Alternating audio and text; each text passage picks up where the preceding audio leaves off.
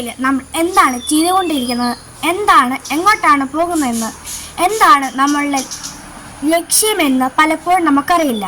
എന്ത് കാര്യങ്ങളാണ് നമ്മൾ അന്വേഷിക്കുക നിത്യജീവന് വേണ്ടി നമുക്ക് പലപ്പോഴും വ്യക്തമല്ല.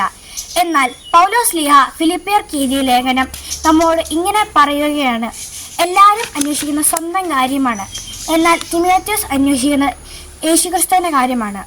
നമ്മൾ വിളിക്കപ്പെട്ടിരിക്കുന്ന ഈശോയെ അനുഗമിക്കാനാണ്.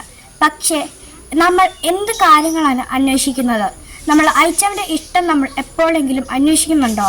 മാമോദീസ സ്വീകരിച്ച നമുക്കെല്ലാവർക്കും ഉള്ള പ്രഥമമായ ലക്ഷ്യം, കടമ എന്ന് പറയുന്നത് നമ്മളെ ഗുരുവായ ഈശോയുടെ കാര്യത്തിനു വേണ്ടി നമ്മളുടെ ജീവിതം സമർപ്പിച്ച് അതിനുവേണ്ടി നമ്മളെ തന്നെ നൽകാനാണ്. അതുകൊണ്ട് മറ്റു കാര്യങ്ങൾ നമ്മൾ അന്വേഷിച്ചതിനേക്കാൾ കൂടുതൽ ഈശോയുടെ കാര്യത്തിൽ വ്യാപൃതരാകാൻ നമുക്ക് ശ്രമിക്കാം.